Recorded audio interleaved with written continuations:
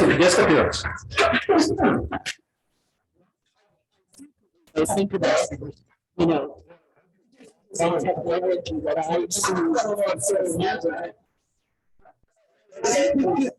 in high school, I took computer programming at Norwich, and we programmed on a mainframe in Basic.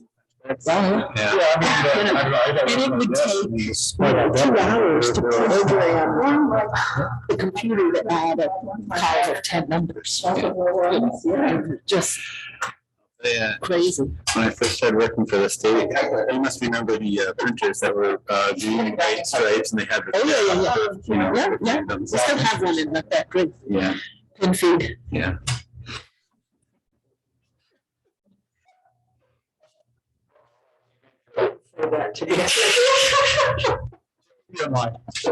She's gonna clap loud. You gonna take pictures? I probably my daughter, my oldest one, graduated in 97.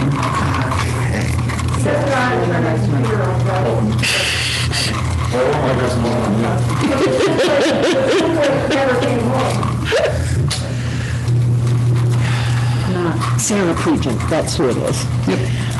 I said to Steve, I knew Sonia wasn't coming, I couldn't remember who was coming in her place. Now I remember. Oh, is that instead of Sonia? Yeah. Sonia is celebrating her daughter's 18th birthday today. And she registered to vote, daughter went online. Sonia emailed me, how should she register to vote? I said, here's the link. It used to be. Yeah, it is 7. I said, so when I pulled her into the system and I took I printed off her certificate and emailed it to her. Very official. Okay, so it is 7 o'clock. I will call the meeting to order. Are there any adjustments to the agenda? And seeing none, all those, is there a motion to approve the consent agenda? Okay, seconded. Any discussion? We have a few, I sent this around later today. We have some licenses that are included in the consent agenda. Ladder One Grill, food establishments, Ladder One Grill, Kitty Corner Cafe, and then at about 5 o'clock, I got Corey. They dropped off their license. Entertainment license for Ladder One Grill, food vending license for Riza Bakery, and pawn shop license for Gold and Silver Thrift. Those are all included in the consent agenda. Mayor, move to amend the motion to approve the consent agenda to remove the tax stabilization policy. Sure. And have that as another item? Yeah, I realized that was there. Yeah. So is that fine with the seconder? Okay. Yeah, actually it was, first or second, but yeah. Okay, so just to reiterate, it'll be items 3A through 3F, and then the tax stabilization policy will be discussion next. Okay. Any other discussion? Hearing and seeing none, all those in favor, please signify by saying aye. Aye. And opposed, nay. Thank you very much. Now for 3G, which is the tax stabilization policy. Councilor Henry? Yeah, I just had some questions about the owner occupancy requirements for the expansion of the policy to single-family dwellings. I just wanted to be clear that the expansion beyond just multifamily residential property allows single-family dwellings to achieve tax stabilization for improvements. Is there any owner occupancy, or can this policy be used to convert single-family dwellings that would otherwise be owned into rental properties? So if you are owner occupied, you would be in that single family, so you would be living there. But single families can be rented or owner occupied. True, but that would be covered under rental property previously. So you're saying that this policy could be used to take owner occupied single family properties and move them into rental through particular investments or. So the agreement would be, if it is you're living there, you apply, you would have to adhere to that same application process. So if something were to change within the 3 to 10 year period, that would be a part of that agreement. So if you're no longer a resident in that location, for example, so call it flipping houses, the intent is that we're not flipping houses. I hope that answers the question. Yeah, I think it does. But so to be a recipient of tax stabilization, in other words, under this policy, you do not have to be an owner occupant. You can be a landlord making an improvement to a single family dwelling. Right, and that was there beforehand. So anybody that had a building that qualified based on the amount.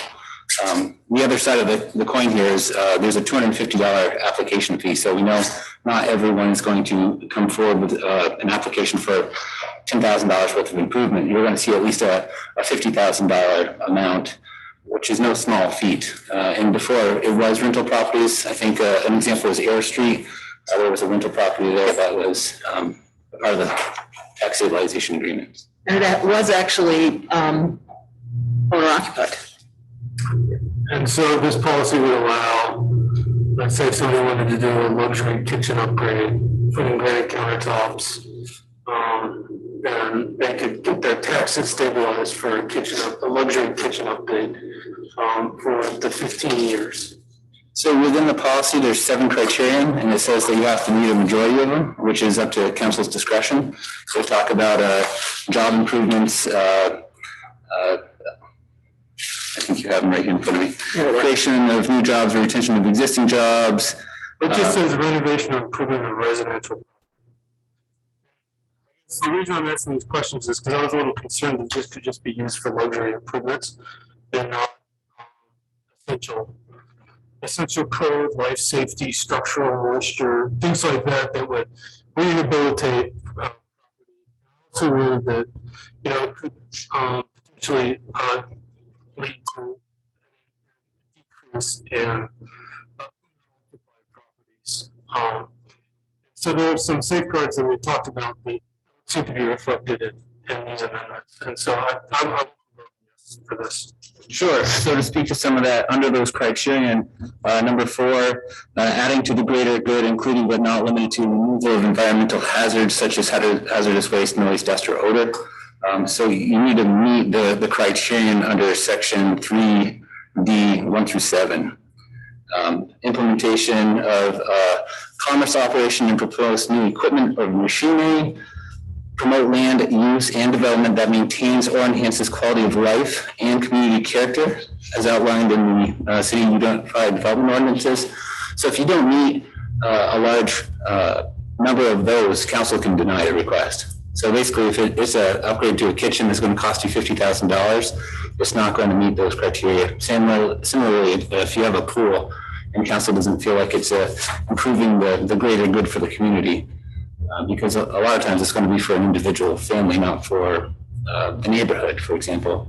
And those are the reasons why those would probably not be approved. Well, I just worry about really discretionary standards that you have to substantially meet for the application and not knowing whether or not they're going to get approved. So, projects that you could apply to. We've talked quite a bit about policy being narrowly focused on owner-occupied, expanding the policy to owner-occupied dwellings. So this does expand it to include those. It does not eliminate the current provisions within the policy. So right now the policy is for if you have a rental property, if you have a Blanchard block, if you have a rental property on Air Street, if you have something that's going to be at least $50,000 in improvement. So I don't think someone in the city of Barre is typically going to spend $50,000 on a kitchen upgrade and then come to the city and ask for a stabilization. And on that same note, if they did, I mean, this is a public forum and people will be able to come and express their concerns with that. Councilor Wells, is that? Just one, your point is very well taken, Councilor Hemrick. And just one clarification is we did strike the 15-year. So the maximum is 10 years under this draft. I will vote for this tonight because I think a lot of the changes that we made in here are very good changes that should be implemented to the policy, and it's also much easier to amend the policy than it is, say, an ordinance or a charter. So I'm going to vote for this tonight, but I would love to see, Councilor Hemrick, if you had some recommendations on how we could amend it further later on. I'd be more than happy to. Yeah, it'd be the same recommendations of last meeting when we discussed this. Yeah, no, and that's what Cody and I actually were trying to address. When you think about the amount of tax that would be raised over, call it a $50,000 project, your property value might go up $20,000. The increment that is actually raised in taxes is probably going to be equal to or less than the $250 fee that you're going to have to pay for that. So if you want to go through the hassle of holding up your entire project at your house to do your kitchen based on timeframes that would involve the city in order to approve applications for those things. So we don't think that anything smaller or home-based like that would even be considered in the first place by a person. And if they did, it's still a public process for it to go through. Councilor Booton?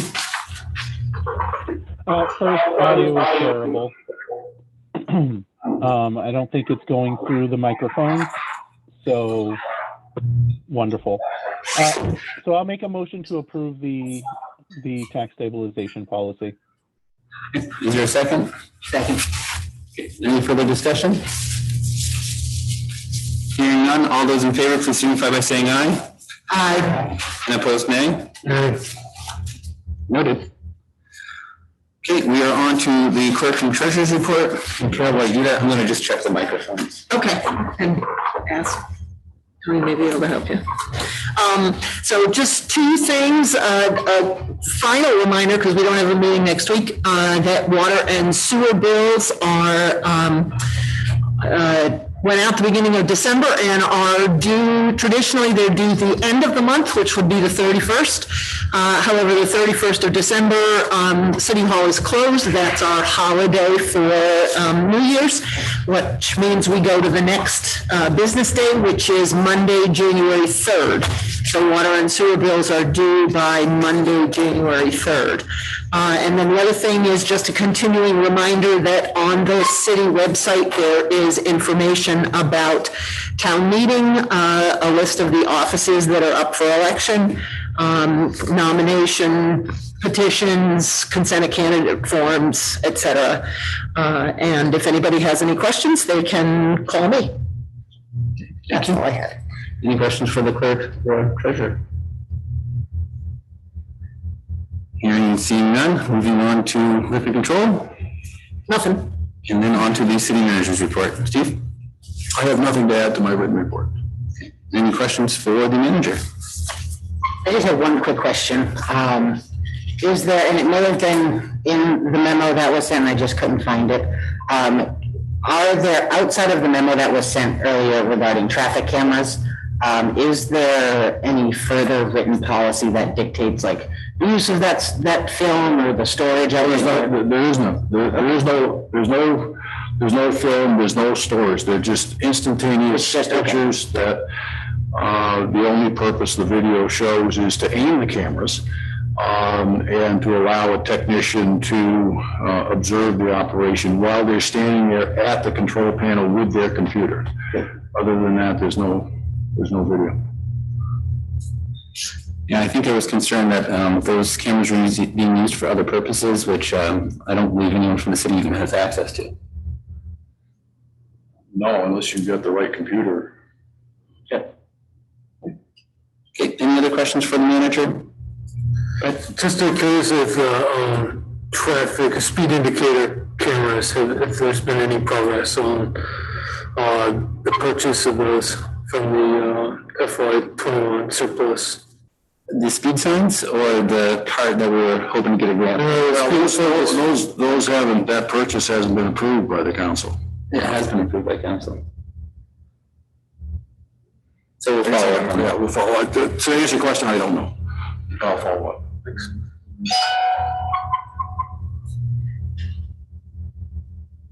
Audio is still hot. So just a sound check on the Zoom. Can you hear us okay? We can't hear you very well. It's very muffled. It's very difficult to hear. Okay. And I'm looking at the people that are online here, and I'm assuming they have the same problem as I do. I'm probably the only counselor that's actually talking that sounds good. Okay. So Tony's here and he's going to be working on that as we continue along with the meeting. I'll try. Is this any better, Michael? No? No, it's not. It's picking up from the owl. It's not picking up from the mics. Interesting. Gotcha. Okay, so I will try to speak up and hopefully that allows people to hear a little bit more. If others, when you speak, if you can try to elevate your volume, hopefully that helps out. So just to double check, anything else for the city manager? Okay, hearing and seeing none. Visitors in communications. Anyone for an item not on the agenda? Sir, come on up and just introduce yourself. Good evening, council members and city staff. My name is Jonathan Williams, and I am the Barre City Central Vermont Fiber representative. Previously, I was the city's alternate representative, but Greg Kelly has stepped down a number of months ago. So I took his spot. I'm trying to enunciate with the mask up. So I have been attending the most recent meetings for Central Vermont Fiber. Just as a reminder, CV Fiber is a communications union district that was created a few years ago. It now consists of 21 Central Vermont communities, essentially working towards creating a municipal broadband network in Central Vermont, similar to what Southern Vermont, Windsor County has, EC Fiber. So I will also say that I formerly lived in Marshfield and was the representative there. I stepped down when I moved to Barre. In part, I moved to Barre because Barre has better internet. So the goal for Central Vermont Internet is 100 Mbps down, 100 Mbps up. So I just wanted to give a brief update, if I may. Sure. Mayor. Thank you. So I've attended the last few meetings. So I will add that when I stepped down as Marshfield's representative, they had about $70 or so in their coffers. They now have $1 million plus through ARPA grants and other state and municipal funds. They are currently conducting a poll inventory for 5 Central Vermont towns: Calais, East Montpelier, Middlesex, Moortown, and Worcester. And by year's end, CV Fiber will hopefully have completed a poll inventory for 17 communities. This cost is approximately $750,000. The poll inventory is necessary in order to map out where they will install the fiber optic cable. CV Fiber is also jointly purchasing fiber with other Vermont CUDs. They've committed about $800,000 to purchase 300 miles of fiber optic cable. About 25% of what is actually needed for most of Central Vermont, including Barre City. They are doing constructing access in some communities already, Northfield and Roxbury, what amounts to a pilot effort. But the main important news is CV Fiber has hired what amounts to a construction management firm, NRTC, which is the National Rural Telecommunications Cooperative. They signed that working agreement on this past week's meeting. And they will actually begin construction of municipally owned fiber in 2022. The goal is to essentially complete about 300 miles annually of fiber for the next 4 years, starting in 2022. We are not on the docket for 2022 construction, simply because if you were to look at a map of Central Vermont and the communities belonging to this network, the goal is to create a donut of underserved communities having the fiber optic cable installed there first before they get into the larger communities of Montpelier and Barre City. Right now, I just tested it at home. I'm getting about 100 Mbps down in Barre City now, but only about 10 up. Communities like Marshfield, Plainfield, Cabot are only getting 5 down. It's pretty awful, actually. And so the goal is to first complete that donut. You're looking at Vermont and then move inwards. And so about 300 miles a year, starting in 2022 for 4 years. The FY 2022 budget is $15.1 million, which is pretty astonishing. However, I would just caution you all, as I'm sure you all know, the pandemic has introduced a lot of cost increases and construction delays across the board for everybody. So everything comes with the caveat of we don't know if we're going to be able to stick to the timeline that we're anticipating. And finally, CV Fiber will be hiring a full-time executive director in the near future. And that's my update for you all. That's great. Any questions? So doing that donut, it would allow people that say live in Marshfield, they could telecommute to businesses here in Barre, correct? Absolutely, absolutely. The benefits of a municipal fiber optic network that is governed by its participating communities, of which Barre City is one member community. There's quite a few benefits: net neutrality for one thing, keeping costs low, all sorts of things. And it's really astonishing how quickly they've advanced this effort in such a short period of time. So I'm looking forward to this project ongoing and getting faster internet for everybody. And do you think that the municipality, because CV Internet is its own municipality, will be able to take advantage of the current broadband funds that are available to the state? They are, and they will continue to do so, yes. I can attest, it is quite a challenge to essentially govern a corporation using the open meeting laws in the state, but we are navigating that, and it is, everybody is very optimistic. And the construction is beginning. They've been piloting it. They're doing the pull inventory. There were some setbacks with make ready efforts, but nonetheless, they are bringing high-speed internet to central Vermont. Great. Okay. Well, seeing no other questions, thank you very much for coming in and giving us an update. Thank you all. Okay. Anyone else for anything not on the agenda? Hearing and seeing none, there is nothing under old business. Under new business, we have item 9A, which is the appointment to fill the BUUSD school board vacancy. It has Sonia Spalding here, but we have Sarah Pregent with us tonight. Sarah? Thank you. Yes, Sonia couldn't make it. She had another appointment. So on behalf of the Barre Unified Union School Board, we would like to recommend that the council appoint Giuliano Ceccanelli as a Barre City representative to the board. Last Thursday during our meeting, we interviewed 3 different Barre City residents who had an interest in filling the empty seat. Mr. Ceccanelli has 12 years of experience on previous school boards. So he understands the time commitment that sitting on the board takes, and we believe could provide a seamless transition to fill the empty board seat and committee seats previously held by Abigail Smith until formal elections can take place in March. Is there a motion? So moved. So moved. Moved and seconded. Any discussion? I'm just going to say welcome back to Giuliano to the school board again in its new form. I will just say that this seat will be up for election for the remaining 2 years on the term at town meeting as per statute. So. Hearing no further conversation, all those in favor of the motion, please signify by saying aye. Aye. And opposed, nay. Thank you very much. And thank you, Sarah, for coming in. If you can, is the volume a lot better now?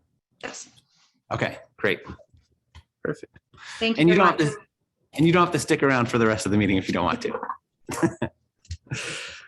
Okay, council, we're moving on to item 9B. This is the warning for the 7:15 p.m., which it is now 7:22. I've noted that there has been 2 people that have left, but no one else has come. This is the 2021-06 second reading of Chapter 3 Animal and Fowl Ordinance.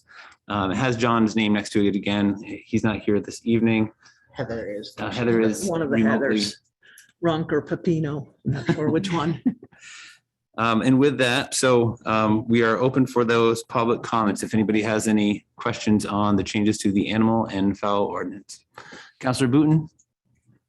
I don't have a question. I'm willing to make the motion to move it on to a second reading.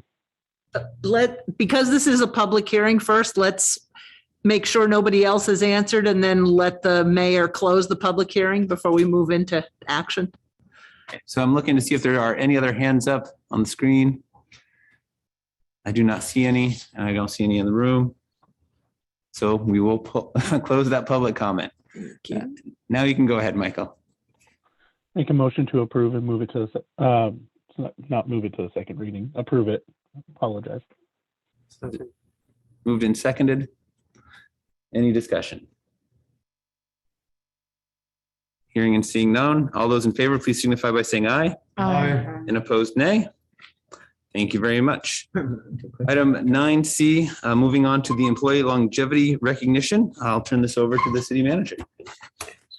We have, take my mask off to do this, and I'm going to go down around front. We have 2 employees who are here this evening for recognition. And we have 9 employees who qualify for the longevity program.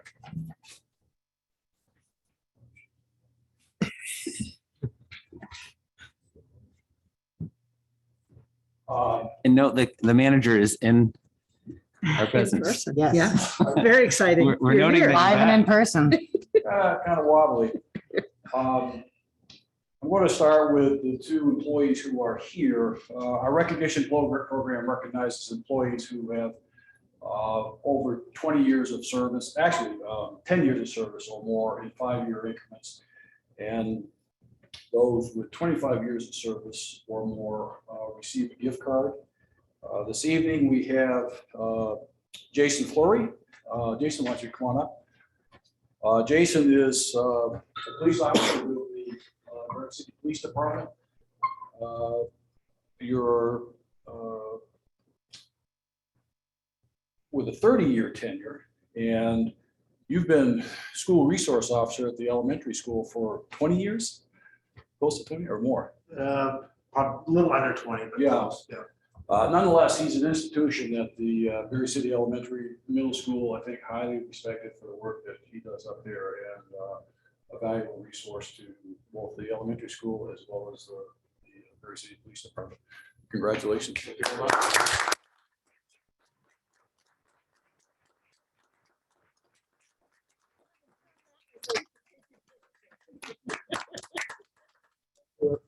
Oh, wait a minute here. Do the pose, there you go. Exactly. It's like a real estate deal. So We also have. Thank you. So Russell Steve, Tucker. before you move on, just to note, so when Councilor Booton and I were doing the coin drop, it was like Jason knew everybody that was out there. Like, I thought I knew a lot of people, but everyone stopped to say hi, it seemed like. Yeah, I think actually you mentioned that. Another thing that I know this is near and dear to Councilor Booton's heart, another thing that Jason and his wife and daughter, I think, have headed up for I don't know how many years, but is the Toys for Tots program at this time of the year. I think for the most part, Jason has taken that over many years ago, but has single-handedly kept it going with the help of a few people who have pitched into wrap presents and so on. But he pretty much heads up the purchase of gifts, the lining up of the children who are eligible for a program and so on and so forth. And he's really an unsung hero in that regard. So I think we ought to recognize him for that as well.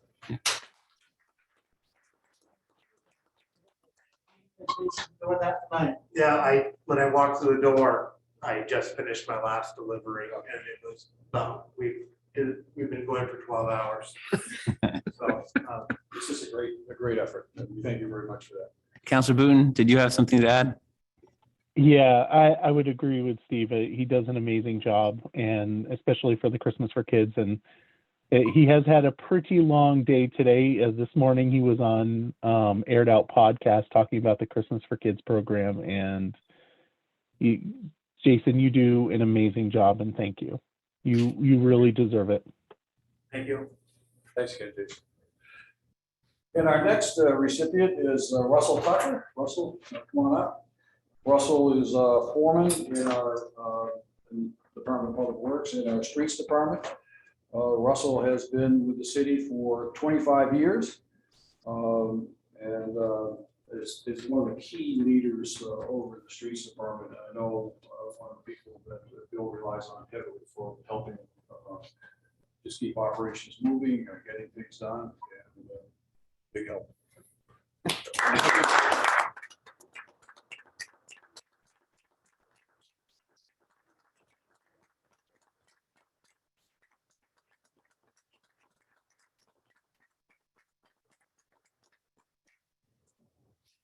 So, I'll read the rest of the names when I get back up here. so any particular reason for the Grinch mask? I work at Waits River and we had Grinch Day, and why not use them and have fun? She really needs a Scrooge. So, a bah humbug, huh? No, but thank you, because I mean, a lot of people don't realize the just continued operations that happen around the city, and you guys work, day and night. If there's an emergency, you're out there. I know this weekend even the crew was doing some salting Yeah. because the parking lot next to the church was Icy. So Yeah. called right up and got it done. And so I wanted to say thank you because you guys are always there. If we need something, things get done. So I really appreciate it. So I'll read the rest of the list. Donna McNally, who was payroll clerk in our finance department, who actually retired earlier this year. She has 40 years. Debbie Seaver, administrative assistant in the Director of Public Works office. She has 35 years. Troy Kirkpatrick, who's a sergeant, shift leader in the Barre City Police Department. He has 30 years. Dee Masha, our community service officer, otherwise known as a meter maid, who sneaks out from behind hydrants and trees and whatever to assign parking tickets. She has 20 years. Gary Sheridan, who just retired in December 14th, I believe, was a captain in the Barre City Police Department. He retired at 20 years of service. Fire department. I'm sorry, fire department. Yep. Brian Farnham is a lieutenant in the fire department as well. He has 10 years of service.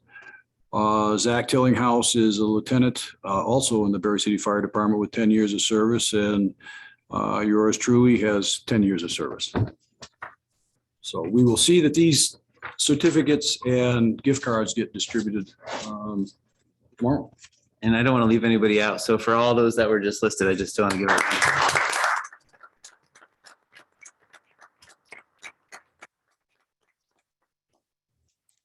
And so I do thank you all for coming, but again, you don't have to stay here either if you don't want to. Thank you all. Thank My you. wife wants to talk to the internet person. We live in Orange. Come back. And Steve, just a quick question. How, on top of the 10 years as manager, how many years before that on council? Well, I was starting my third term, so just starting my fifth year. Around 15 years, huh? Yeah, but that was pretty modest, Steve, considering you were also on the school board, right? Weren't you on the school board as well? 13 years of service on all three school boards at the time. All three schools. Yeah. It's a different environment now with, Yep. with one. Okay, any other comments for the employee longevity recognition? Hearing and seeing none, moving on to the warning for the first and second public hearings for potential charter changes. And Carol, I'll turn that over to you. Yeah, I included a memo in the council packet. The most important thing this evening is to approve, set the dates for the first public hearing and the second public hearing. That's what we've got on our plate as far as statutory requirements and deadlines. Particularly the first public hearing. This is the last regularly scheduled council meeting that we can do that. So as I had in my memo, my recommendation is that we schedule the first public hearing for January 25 and the second one for February 1, though it could also be February 8 if people wanted to put a couple weeks in between. And then the other thing that I did was I just put some possible charter change language in there based on some of the conversations that the work group had, some of the emails that other counselors had shared with me, information other counselors had shared with me. So it's meant as just a starting point. One of the things that I do want to say that after Councilor Hemrick was we were in conversation over a few things, and I went to look at the charter change language more closely in statute. And there's actually was a change that went into effect in 2018. That means we no longer have to print. If we can't print all the language on the warning, we no longer have to bundle everything into one yes, no question. We can actually summarize them on as individual items on the ballot, as long as we post the complete language in every voting booth and hand it out as support material with when people request absentee ballots. So that does take the burden off with regards to the limitations with space on the ballot. We also have created more space on the ballot by the way we're listing the voter approved funding things. So I think that what I've listed here, I think would fit easily, but it's just a starting point. So I don't know if you want to approve the public hearings and have any kind of discussion now on charter language. I do want to just say we've got very little time between now and the language has to be locked at the January 25th meeting. Yep. So there's not a lot of time. So council with that, so the first question is, we set the first warrant hearing for January 25th. Whether it is February 1st or February 8th, it's really just, it's a second hearing. We've already set the language on the first period. So the second date really is Mostly informational. Yeah. So is there any particular leaning one way or another for that date? Councilor Wazzaq? I just have a quick question. Is the second public hearing, does it have the same rules as like an ordinance public hearing where there could be non-substantial changes? Can't be any changes. No The changes. reason being that at the January 25th public hearing, at that same council meeting, we're approving the warning for town meeting, Okay, which is all the ballot language. So we can't make any changes after that. just clarifying. Thank you.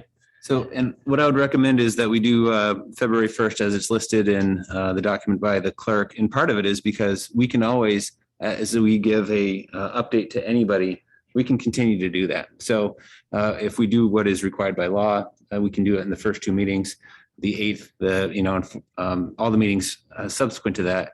The manager usually gives an update on the overall budget presentations, and we can always note the additional charter changes. The reason I threw out the idea of doing the 1st or the 8th was I wasn't sure if council would be meeting on that first Tuesday in February. Are we?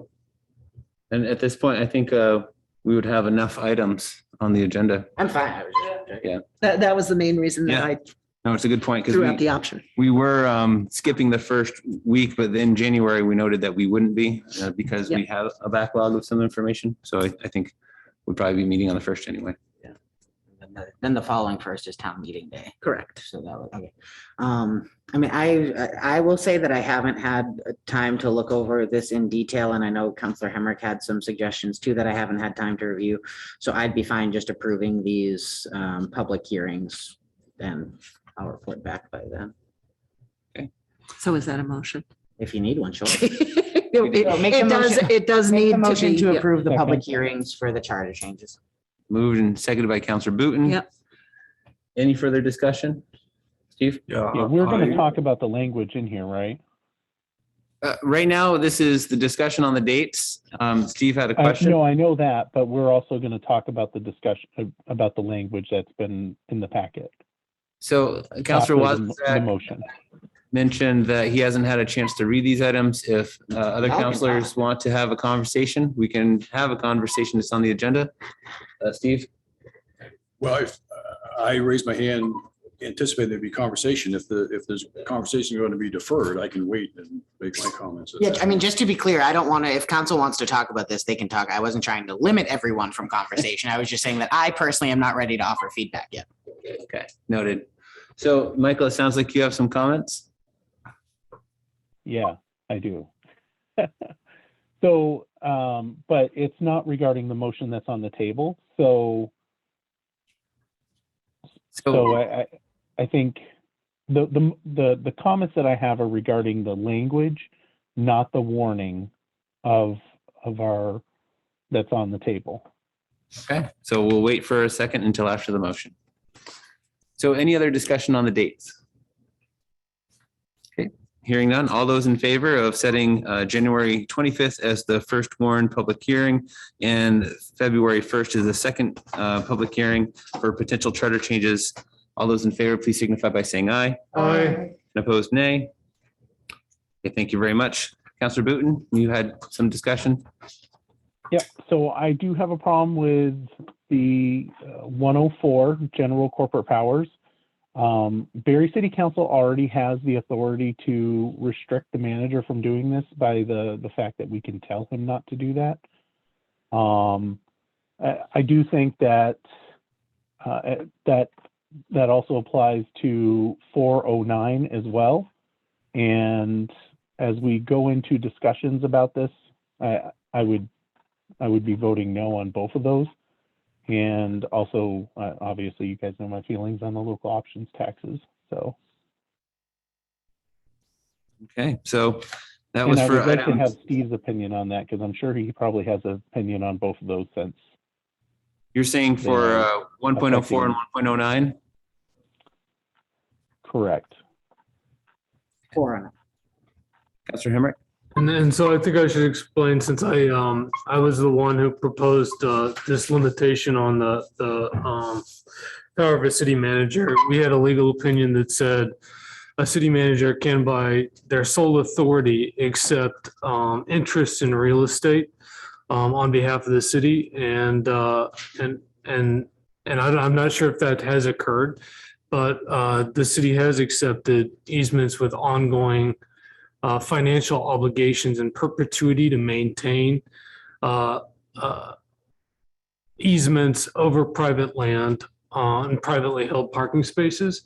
The council acted on one of those easements. We were told that there were other easements. There's been no other agenda items on those. I don't know if they have been accepted on behalf of the public and what the financial obligation is.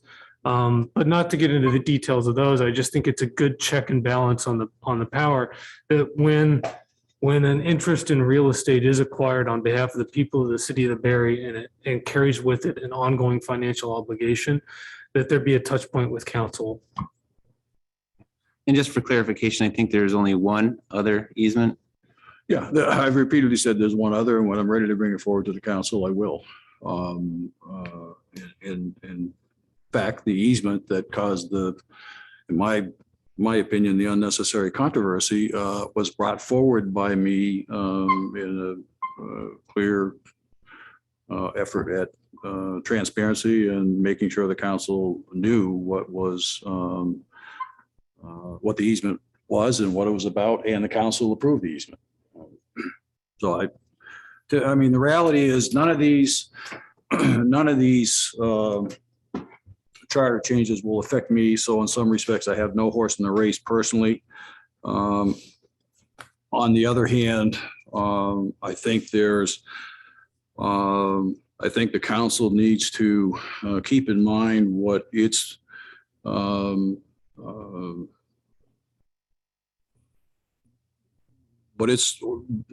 range of operation is, and to avoid steps to micromanage your next city manager. And I think some of these things go that effective, particularly on the second page.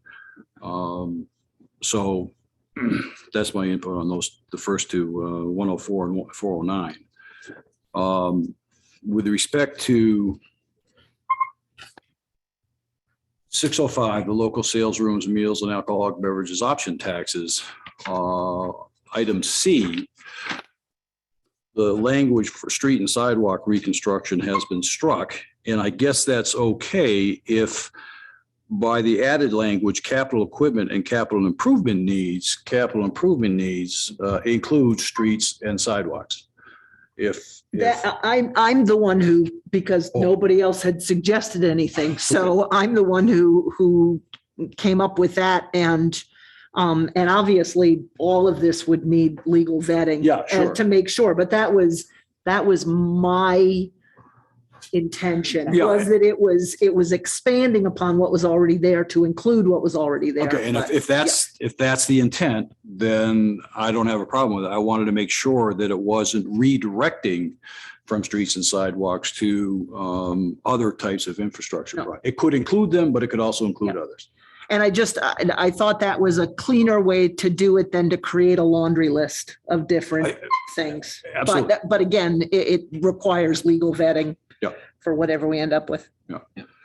So So we're going to want to have legal vetting, I think, before we have further conversation. Well, except we want to know what we want him to vet. I mean, Yeah.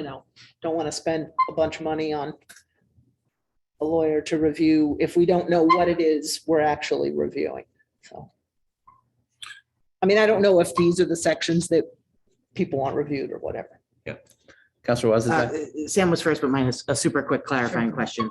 So the only language in section 104 that's new is the bolded and underlined language, just like the rest of the, Correct. like that's, okay, thank you. That's what I thought. I was just wondering what the second easement is. Oh, it's an easement with downtown rentals in the Keith Avenue parking lot. So like Nelson Hardware, they don't have an easement for their parking. I'm sorry? Like no other business in downtown Barre has that sort of easement arrangement? Well, 159 North Main Street, the easement that the council approved. Yes. But so those would be the only two. There's none those are other the in the only city two. that you're aware of. No other, There are other easements for utilities, but not of the nature of the Keith Avenue parking lot. That include parking. so only I those, think the question is about, is there any more easements that include parking as part of it? No. So, I mean, easements happen all the time for, say, electricity, for Well, water other. sewer lines. right. So this one is really, I think, more because there's maintenance on top of the street. So if you have a parking lot, and I think Bill's actually provided information that showed that we're actually saving money by managing the parking lot like we are. The back dragging of snow would actually cost more in time and effort than it would be to just strictly plow the area. But I mean, we can have that more of that information and conversation when that other easement comes. but isn't it a slight advantage to the owner of those businesses to have parking that's included with their business? Well, remember, they own the underlying land. Yes. I mean, if we didn't have these easements, you wouldn't have a Keith Avenue parking lot. I mean, it's as plain and simple as that. Or let me be a little bit more specific. You would not have a functional parking lot like you have with the parking lot now. Yeah, there'd be less spaces. There wouldn't be enough space in that area for the parking to occur. But I mean, that's the conversation, I think, for another night on the easement. I don't know when it's scheduled to come back. But After the first, in January, February, just get it prepared. But does that answer the question? I just want to make sure. I kind of wonder why other businesses don't have this. Like, why? So it depends on where the property line is along with the buildings. So on the back of Nelson's, I believe they own right up to where Merchants Row is. There's a Yeah. yellow line. The yellow line Yeah. that's out there shows where the property line is. A lot of the parking out in back of the buildings on the south side of North Main Street are private property. If you get into the redevelopment of Merchants Row, you're going to find the same issue. And then on the front side of the streets, it's the same thing where the city sidewalk is. There's actually a section between where the sidewalk is and buildings where there's a gap where additional sidewalk space kind of is. Thinking in front of Studio Place Arts, there's a big area. So there are a number of areas where there's other infrastructure, just not parking lot. The seams in the sidewalk were laid out so that there's one seam that delineates the boundary or the right of way, the difference between the right of way and what's private property. In some places, the right of way extends right up almost to the face of the building. In other places like Studio Place Arts, it's probably 20 or 30 feet away from the front of the building. Well, Councilor Booton first, and then, did you have a comment? No, I was scratching my head. Okay. Go ahead, Councilor Booton. I still want to ask a question, but I'm not going to ask that question. So I think that what I would like to see is the vetting of the 307, 407, and 501. And even though I will vote no on the 605, that one I don't have a problem going forward for vetting. So that's your motion to have those 4 sections move forward for legal review? Well, I would think if, when I'd say we send yes. this to the city attorney, he's gonna review the whole ordinance. Well, I'm sorry, the charter changes. So as the clerk noted, if there's no need to send certain items to the attorney, it would probably save time. Well, what I meant was, yeah, whatever gets sent to the attorney the attorney's gonna review the whole document.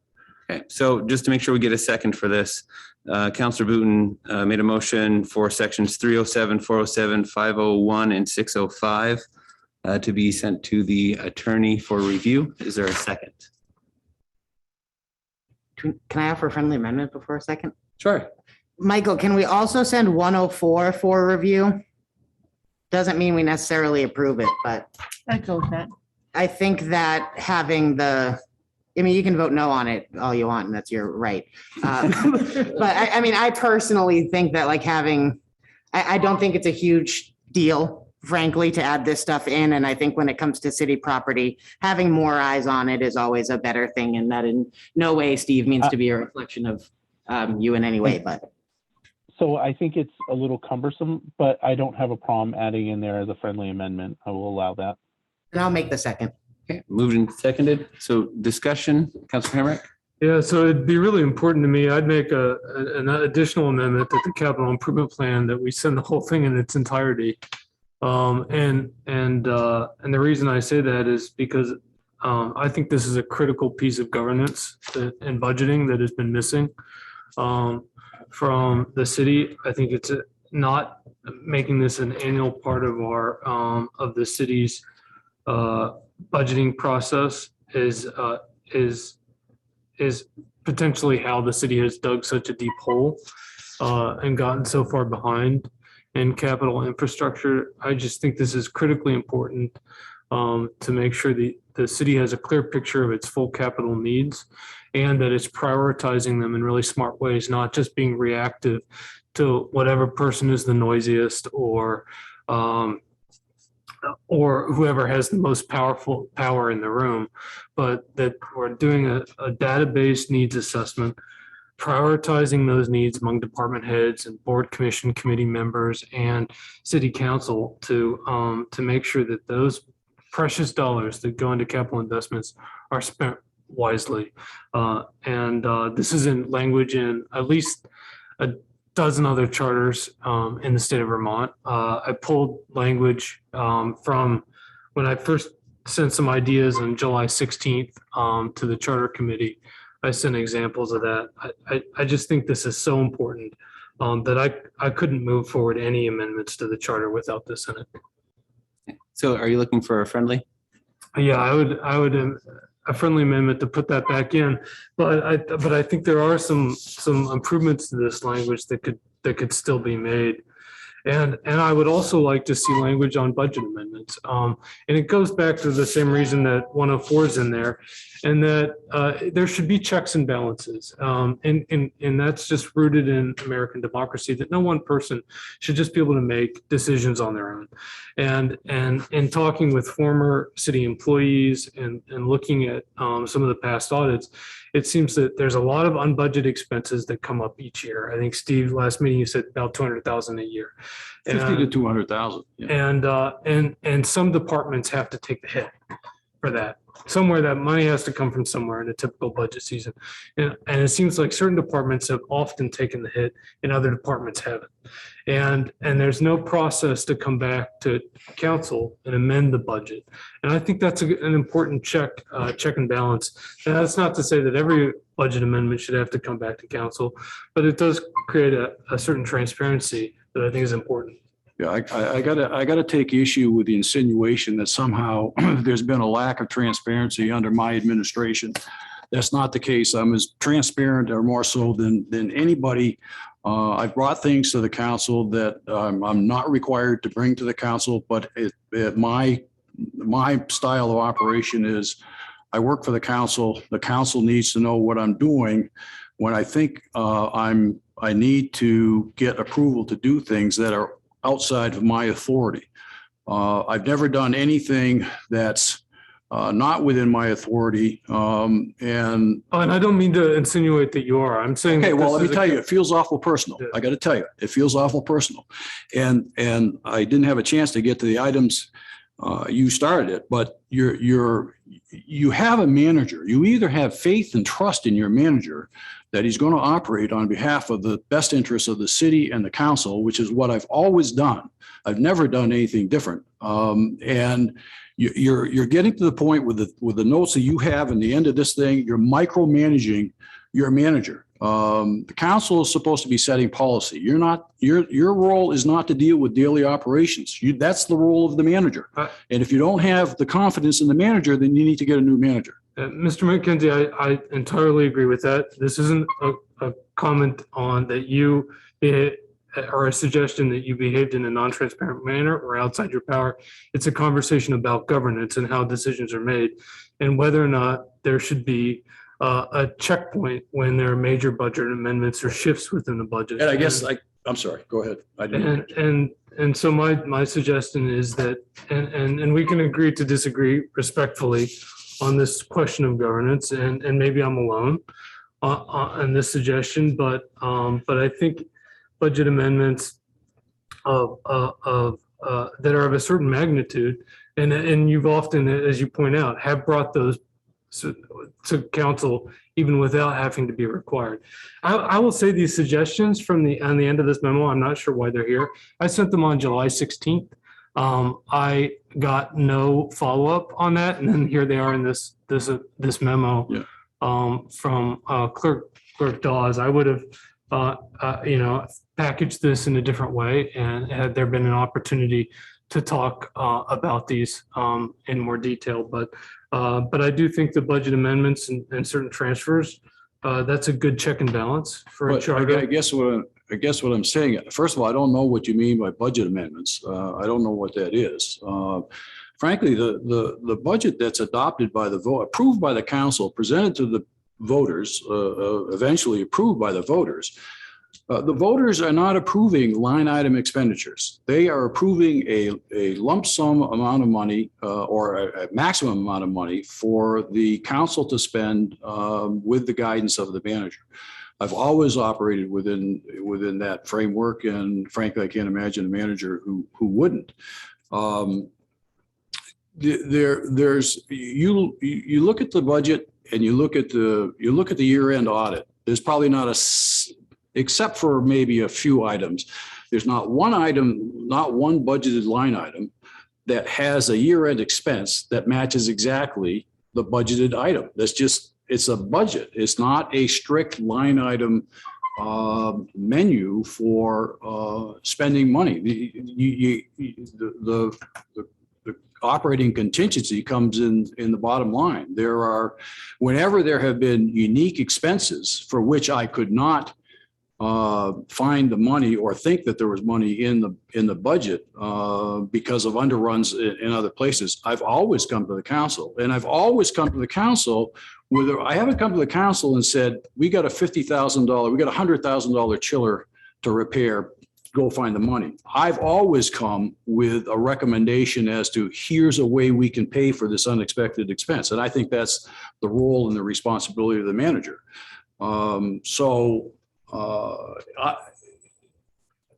I just don't think you can micromanage the manager and handicap him in terms of using his judgment on a week-to-week basis as to the budget. We now have we've had a finance director for 3 years, which has been a huge aid in managing the budget and financial operations. I just think that the items at the end of this memo amount to micromanaging the manager. Like I said, from a personal standpoint, I don't have a horse in the race because these won't apply to me, but I'm equally, I think, adamant about micromanaging my successor. So I would certainly be opposed to those. As a manager, I don't have a vote on the council, but I need to let you know exactly where I stand. So the original question was section 1.04 or 1.04, if that was going to be a friendly amendment to add that back in. Or 409. We already did 104. That one was mine. And that one's ours. And that one was accepted by Counselor Booton. Yes. Okay. And then Counselor Hemrick made the friendly amendment to include the new 409. 409. Okay, thank you. Yeah, and I think that 409 is just, it's kind of odious for putting that upon the manager in the charter. If we want the manager to do that, we have the authority to do it. So I will not, that would have to be a forced amendment.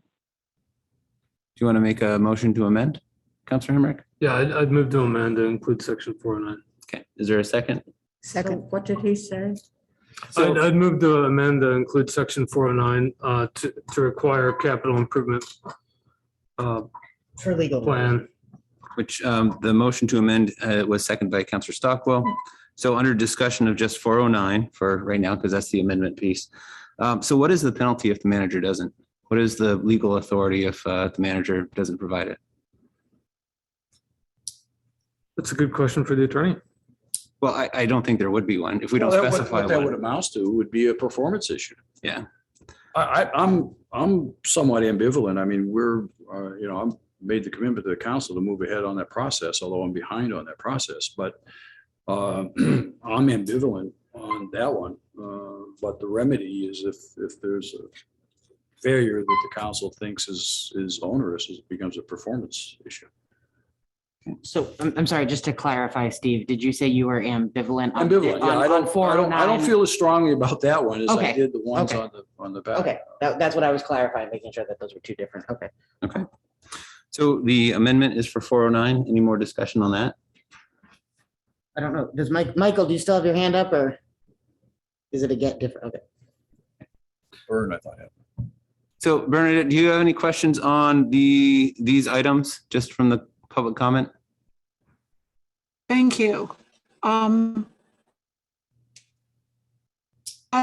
do. I heard Jake say that he'd been looking at the comments that he had were from July, and I don't know how that didn't get revisited. And then I heard Steve. I heard you feel that they were being personal against you. And then I heard Jake say that he felt they were a good protocol or procedure to follow. So I hope that I don't understand what it's saying right now. But I hope that we can look at it and step back and look at it. I think anytime, especially Steve, now that you're going to be retiring, that we can give guidance to the new manager and make it easier and more clear for them. I think that would be a purpose that some of this would serve, so that there's some real clarity. And it may not be somebody who's as well known in our community or knows the community as well. And I think that's where council can become a backup for the new manager and help that person to gain the experience that you came into this job with, because you knew so much. So I'll just wanted to say that I appreciate both of you very much, and thank you. Good, Steve. I think Jake can speak to Bernadette's comments as well, but I mean, I appreciate and respect your comments, but I full well expect that you folks are gonna find a successor to me that will have, frankly, more municipal management experience than I had when I came into the job. And I'm expecting that you'll find a manager who has, who is experienced, probably with 5 years experience or more. And it won't be a learning exercise for that individual as it was for me. There are aspects of the job that I knew, in the community I knew. There were other aspects that I didn't, and I had to learn on the job. But some of the narrative, not necessarily proposed, technically proposed charter amendments that are in this memo, I believe really go to restricting the operational latitude that you would expect with a new city manager, and that you would or should have expected with me. And I just believe it's getting to a level of micromanagement, which is going to be more of a handicap to a new manager than there needs to be. That's that's basically my point. Yeah, and I think the comments were probably something that was provided for the work group to review as part of their process. And I'm not sure if there was ever a recommendation on those items, and it probably stayed because there was no other follow-up from it. So let's take the comments as they're just comments. We'll get back to the items. 409 for the capital improvement plan, just two comments, basically talking for both things. I think currently department heads do all of these items. They do have their plans. They do vet them through a process, but it's not all in one place. And we as a council have asked that we do an RFP. We get someone in here to help pull that together.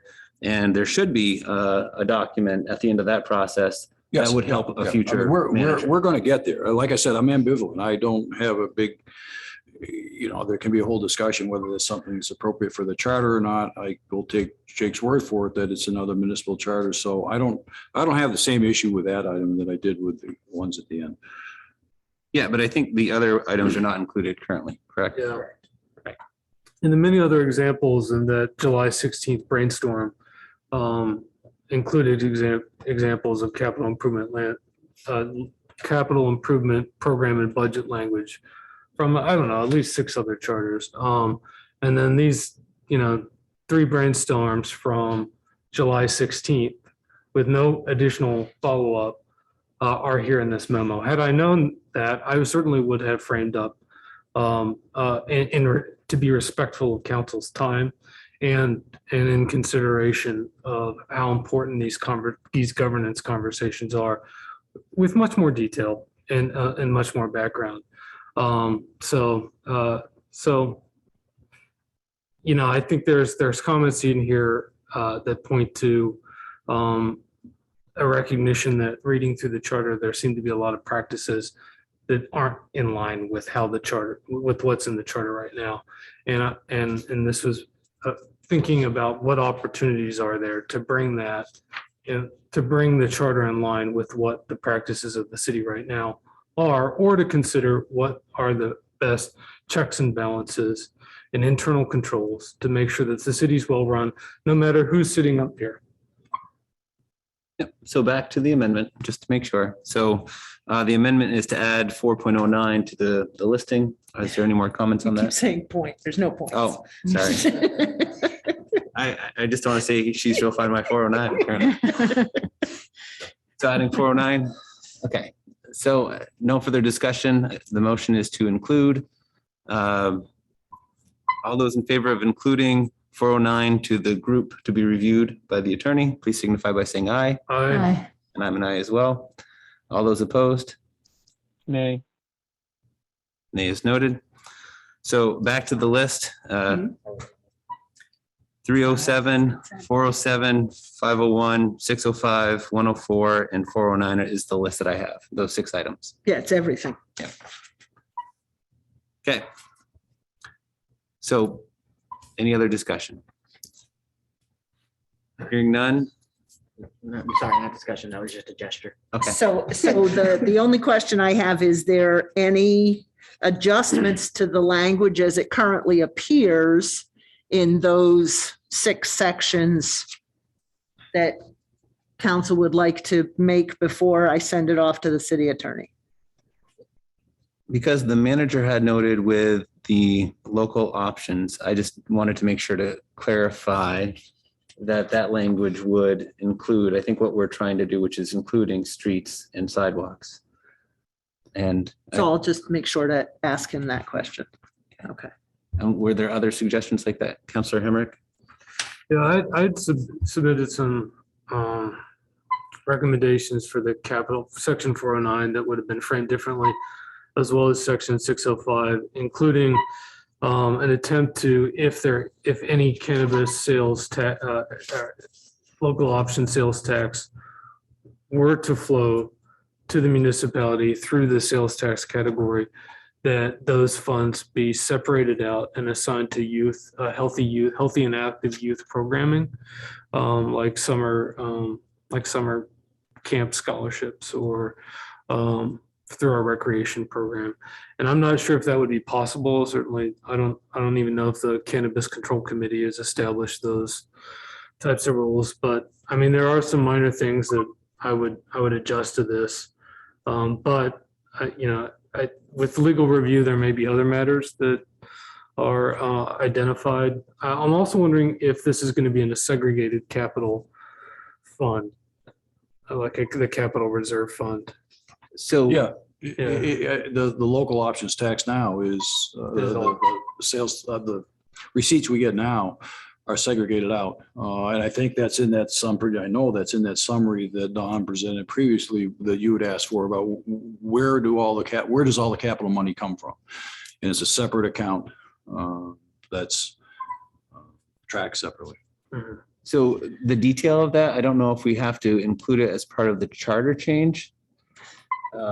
We could actually, have a conversation of diverting funds, kind of like our Semper Bond fund. If we say, we want to take a certain amount and apply it to recreation or. But if the charter specifically says capital equipment and capital improvement, that's where it has to go. Right. You can't. Oh, I then see what you're say- saying. Yeah, so, what Yeah. Counselor Hemrick had sent to me over the weekend after this went out was a couple different, a different version or some tweaks to 409 and to 605. And what I could do is I could send that as alternate language for Oliver to look at and as, something that he might merge together or he might at least, weigh in on.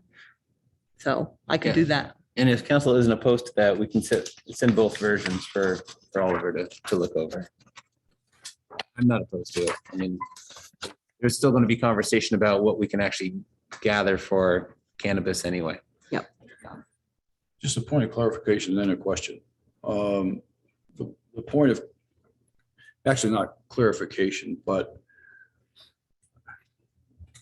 I can appreciate what Councilor Hemrick is contemplating in terms of maybe carving out some amount of that sales tax for recreation programs or whatever. But I think there's a strategy that's important when you put the item on the ballot. And that is to be very clear to the voters as to how that money is going to be used. And first and foremost is that it's not going to be used to subsidize the general fund. It's not going to be used to subsidize operations. And that it is going to be used for, in this case, capital improvements. I think that was one of the key things that made the third chime the charm. The first time around, yes, we dropped out the sales tax, but I think it's important in an effort to promote that possible sales tax is to be very clear that it's got a strict utilization is for capital and capital improvements, not for something that gets into the operational domain. That's just my advice to the council.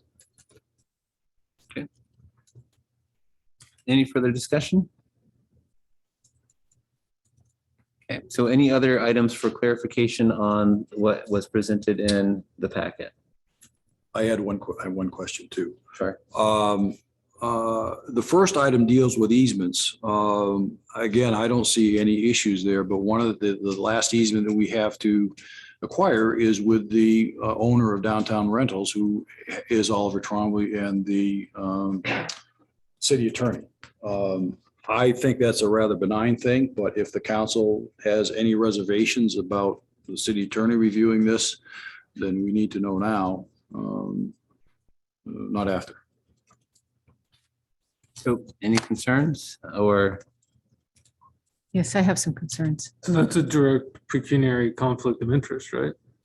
So basically, before we send this off, because right now the motion is to send this to Oliver.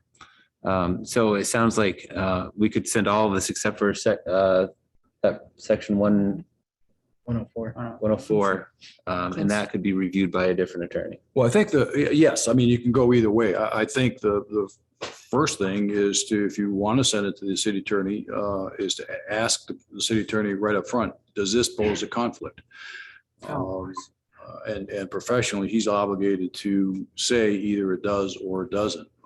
I think this is I'm going to bring it to council anyways, so it doesn't affect his particular easement or his particular interest. But I just wanted to be clear that the city attorney is a party to the easement that we need to finalize. So I'm fine either way. Councilor Hamrick? I have no problem with Oliver reviewing the charter language because that's a generalized thing. I thought you were talking about reviewing his own easement for. I'm sorry. I didn't hear that. I thought you were talking about Oliver reviewing his own easement on behalf of. No, I've got to go to a separate attorney. Yeah. And I also, it's not my intent to affect any temporary easements or slow down what would happen as No, a these are- normal these are course of permanent public works easements. projects. But permanent easements that have an ongoing cost to the city. That's really what, or just interest in property where a manager could sign off and that there not be, that's just a nice check and balance. And like what you already did, Steve. Yeah. And no, I should not have said that or even implied in any way that you're not being transparent. That's not the case. So Thank you. sorry about that. Okay. So with that motion, any further discussion? Hearing none. No, there's no more. Okay, No, it's just to make sure that we have a vote on all of those items. we already did. I don't think we actually said aye. Yes, because Michael said nay.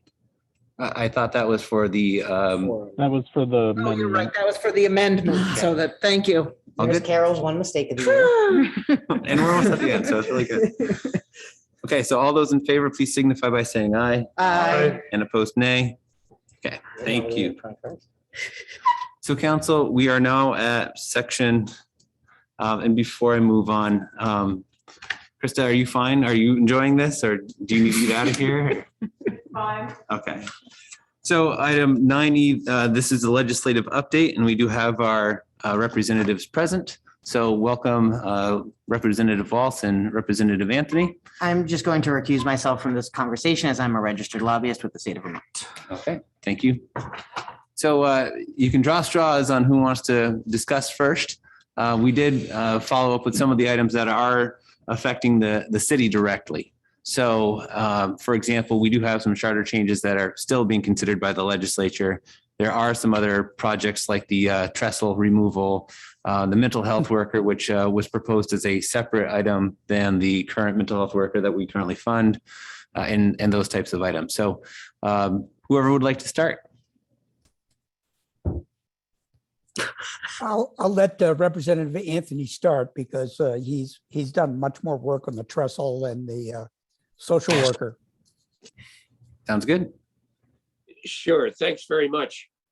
I continue to be optimistic. I know there are a lot of communities that have watched Barre and Montpelier and Burlington and are very pleased with both the PD and the social work, mental health agencies that are involved in that, and believe there is value in that program. But I am not optimistic, and I'll tell you why.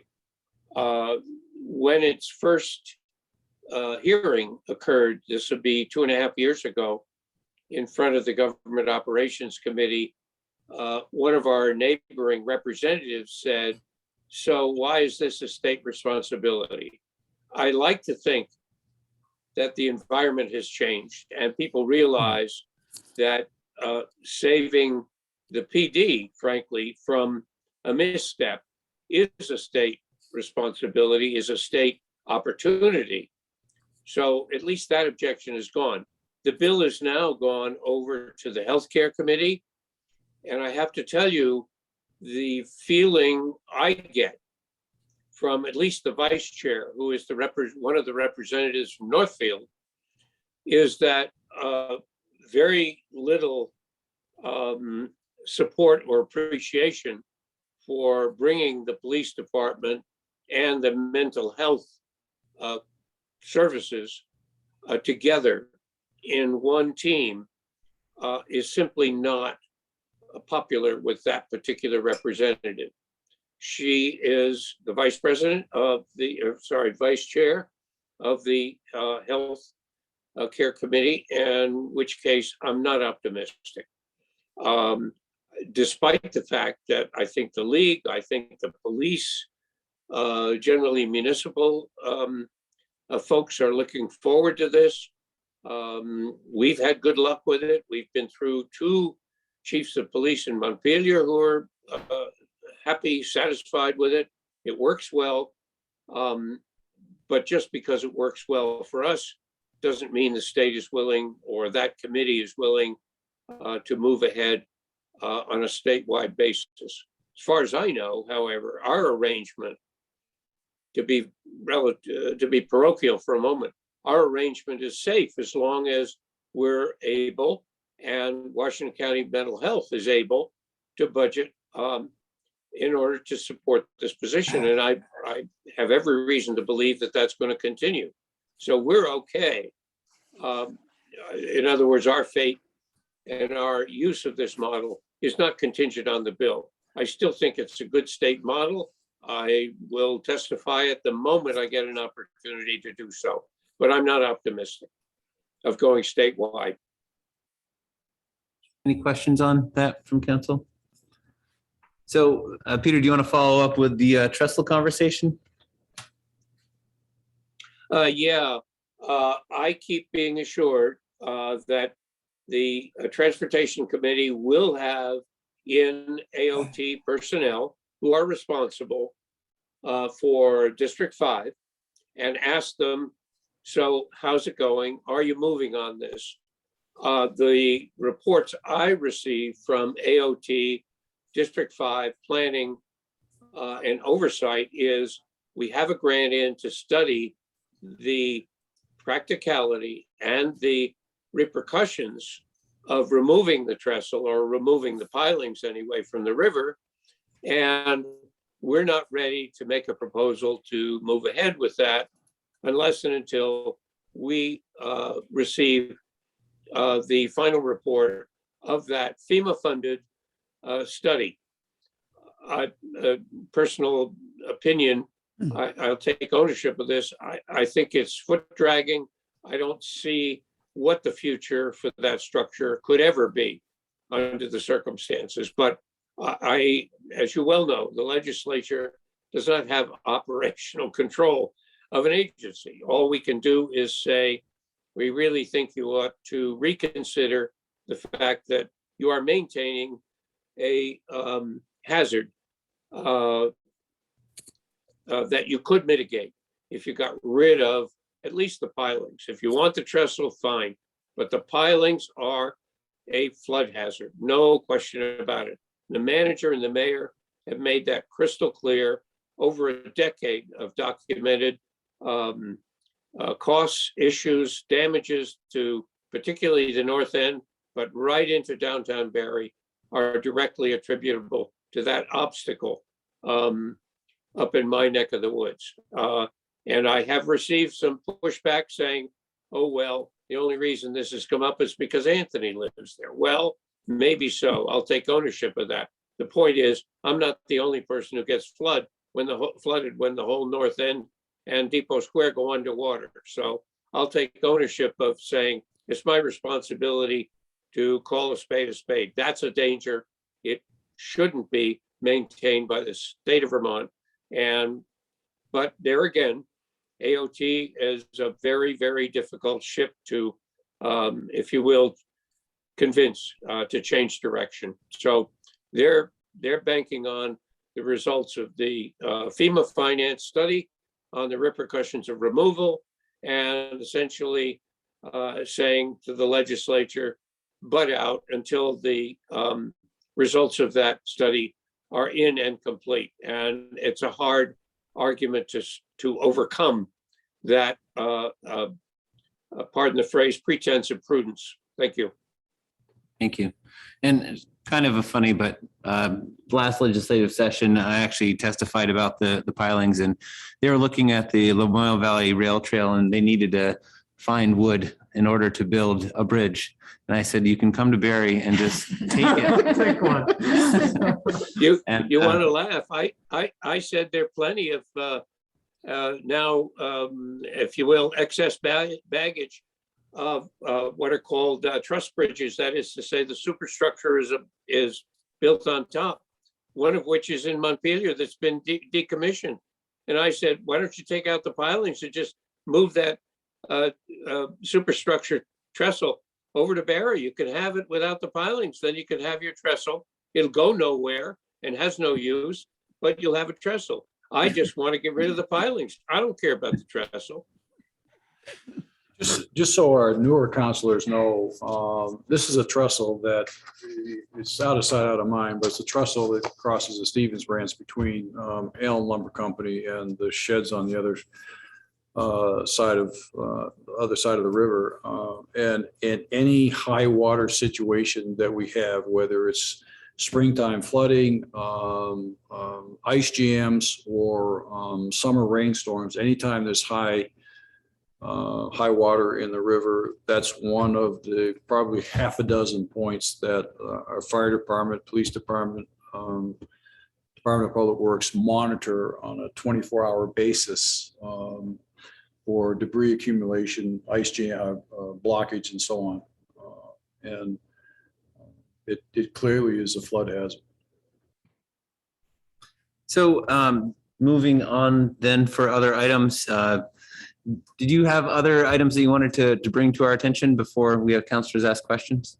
Our charter change. Do we have any? For example, our charter changes. Yeah, I'm pretty confident.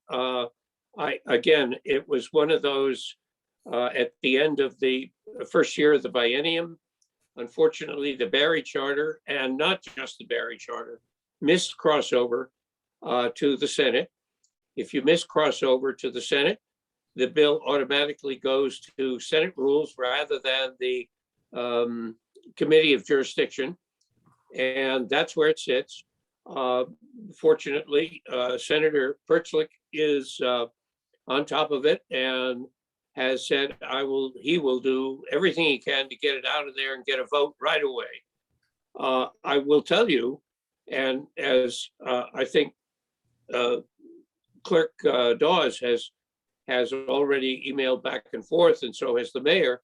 The other, I wish also will happen right away quick, is a revisitation of the latitudes for voting, which is part of a Senate bill, not yet come to the House. So there are those two things that everybody wants to see happen literally within the first 3 weeks of the January session, so the town meeting is somewhat more, if you will, fluid, flexible, and predictable all at the same time. But I defer to Carol on at least the wider issue, but I'm pretty sure the Senate understands the importance of moving on the stuff that's left over, like our charter, but also, more importantly, the voting procedure bill that's originating in the Senate and is, I think, poised to be acted on within the first couple of weeks and then sent right away over to the House.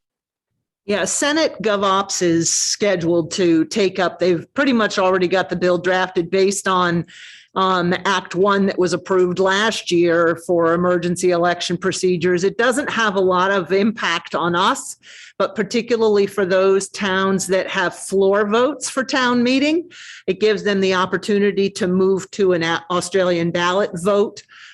If that's going to be better for under the COVID conditions. It also will allow those towns to move their town meeting, their open session, to a later date. Many of the other changes that were in the emergency legislation last year, like allowing drive-through voting, allowing mailing voting and stuff like that, have now been codified in the law. So those changes are already in place. So yeah, we're hoping that the bill gets introduced on the 4th or the 5th at the latest. And the hope is that it is passed by the end of the following week, because then we're right up against the deadlines for town meeting. So I'll try to save a little bit of time, just because these three items were a part of the mayor's coalition. We stated it last session, and you'll probably see us come out with the same items. For dispatch services, basically, if you think about the city of Barre as a whole and the services that we provide, there are whole communities that don't provide dispatch. They don't have police departments. So these are items that when we're talking about our overall tax rate, they are drivers. So for dispatch services, there are other communities that get those services for free. The state just provides them. So we're trying to find some equity, and we call it equity because we're paying for it overall, and we're paying for it for our own staff here. So we would like to see some movement, and we don't know exactly how that's going to play out. Cannabis, we mentioned a little bit earlier, but if we were to have a local options tax, we still don't know if we'll get that 1%, depending on how it's written right now. The way that cannabis is written is if we have dispensaries, we might have a fee, like a $250 fee for them to apply to the city. That's pennies. And right now, the way the legislation is written, it goes to the legislation. They get to decide where those funds go. And then Act 250 has been a longstanding issue for revisions.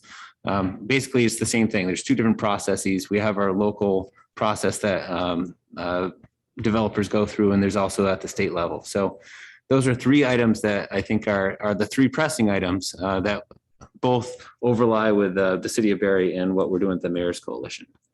And I don't know if either of you want to speak to any of those items. I harbor some hope that that the Senate will rekindle the sentiment that was in the original cannabis legislation, namely that if you host a retail establishment, you are bound to inherit costs that other communities do not inherit. And there ought to be some way beyond just a fee for registration to cover or recoup those costs. As you probably know, it was unfortunately the House that essentially permitted the removal of that, as I recall. And I still believe that it has life. I am a supporter of the local option tax expansion. I'll say that right now, because if the legislature fails to recognize the added burdens on hosts for cannabis retail establishments, that's our backstop. If, on the other hand, the legislature does recognize that as a burden very specific to host communities, then I'm more agnostic on the expansion. But you can't, there's no way you can gainsay what the legislature will do. And you, the mayor and the council, have to post that question by the third week in January. You don't have any choice.